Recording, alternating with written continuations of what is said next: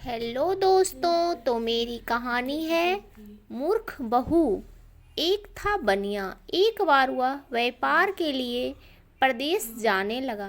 जाते जाते अपनी बहू को बुलाकर उससे कहा, मैं प्रदेश जा रहा हूँ, तुम अच्छी तरह रहना, बच्चों को भी संभालना और अपनी सास का भी अपने बच्चों के तरह देखभाल करना। याद रखना, माँ से कोई काम मत करवाना। बहू ने बोला, ठीक है, मैं आपकी बात समझ गई, वैसा ही करूँगी जैसा आपने बोला है। आप आराम से जाइए। बहू ने बात ध्यान में रखी। बनिया तो चला गया। बहू ने दूसरे ही दिन माँ जी से कह दिया, माँ जी, आपके बेटे मुझसे कह गए हैं कि माँ को अपने बच्चों की तरह संभालना और उनको कोई काम मत करने देना। अब आप घर का कोई काम मत कीजिए। आप तो इन बच्चों के साथ खेलिए, खाइए और मौज करिए।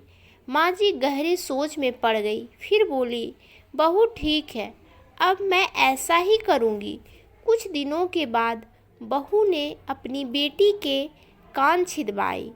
उस समय बहू को अपने पति की यह बात याद आई कि माँ को बच्चों की तरह ही संभालना है।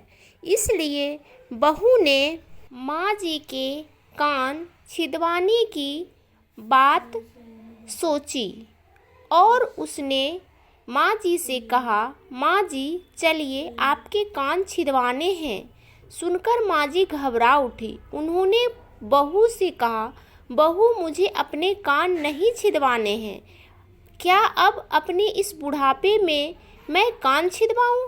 बहू बोली, जी नहीं माँ जी, आपको तो यह करना ही होगा। मैं नहीं चाहती कि आपका बेटा मुझे कुछ कहे, इसलिए आपको मैं अच्छी से देखभाल करूँगी। मेरी दोनों आँखें बराबर है, जैसी लड़की है वैसे ही आप भी हैं। माँ जी मन ही मन समझ गई और सुनार के पास बैठकर उन्होंने अपने कान छिदवा लिए। सुनार ने कान छेदे और कान में धागा भी डाला। बहू जिस तरह रोज रोज लड़की के कान में तेल लगाती थी, उसी तरह माँ जी के कान में भी लगाती रही।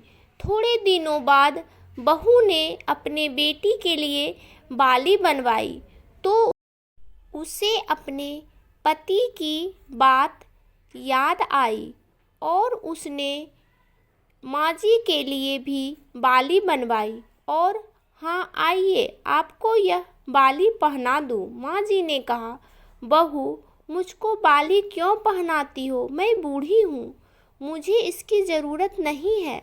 बाली तुम अपनी बेटी को पहनाओ, मुझको नहीं पहननी है। लेकिन बहू नहीं मानी। ज़बरदस्ती करके माँ जी को बोली, बाली पहना ही दी। इसके पश्चात माँ जी छोटे बच्चों के साथ मनोरंजन करती, घूमती, खेलती और कई तरह के मौज मस्ती करती। बहू ने एक बढ़िया दिन देखकर अपने बेटे को नाई से चोटी रखवा ली। फिर बहू को माँ जी की याद आ गई। माँ जी बच्चों के साथ खेल रही थी। उन्हें वहाँ से बुलवा लिया और कहा, माँ जी आइए, नाई के सामने बैठिए। आपने लड़की की तरह मुझे आपके सिर पर भी चोटी रखवानी है। जब गोविंद के चोटी रखवाई है तो आपके क्यों ना रखवाऊं? इसलिए आप जल्दी आइए। माँ ने बहू को बहुत समझाया, पर बहू टस से मस न हुई। आखिर माँ जी नाई के सामने बैठी और उन्होंने अपने सिर पर चोटी रखवाई। बहू ने गोविंद को और माँ जी को जो बोला वही किया। उसके साथ बाद में बहू रोज माँ जी की चोटी में तेल डालती, चोटी गूंथती और सर पर ओढ़नी डालकर माँ जी को बच्चों के साथ खेलने के लिए भेजती। जब खाने का समय होता तो बहू उनको आवाज़ देकर बुलाती है। ऐसे ही रोज का हाल था। जब बेटा घर वापस आया तो सबसे पहले उसने बहू से माँ के बारे में पूछा कि माँ कैसी है और कहाँ है, मुझे उनसे आशीर्वाद लेना है। बहू ने बताया, माँ जी तो बच्चों के साथ खेल रही है, यहीं कहीं होगी, आ जाएगी। बेटे ने पूछा, क्या कहते हो, माँ गली में खेलने गई है? गली में तो बच्चे खेलते हैं, क्या मूर्ख हो, माँ भी कहीं खेलने जाती है? बहू ने कहा, मैं तो माँ को खेलने भेजती हूँ। आपने कहा नहीं था कि माँ को बच्चों की तरह रखना? मैंने तो लड़की की तरह ही माँ के भी कान छिदवाए हैं और कानों में बलियाँ पहनाई है। जब लड़के की चोटी रखवाई तो मैंने माँ की भी चोटी रखवा ली थी। जब मैं सबको खेलने भेजती हूँ तो माँ को क्यों ना भेजूँ? मुझे सबके साथ एक सा व्यवहार करना चाहिए।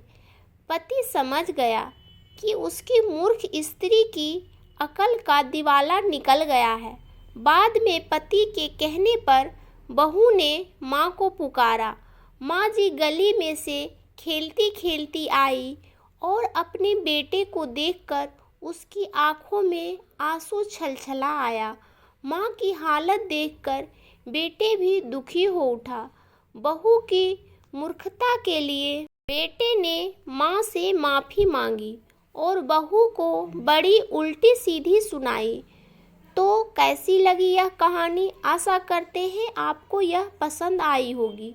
तो दोस्तों, मेरी इस कहानी को लाइक कर दीजिएगा, इस चैनल को सब्सक्राइब कर दीजिएगा। धन्यवाद दोस्तों।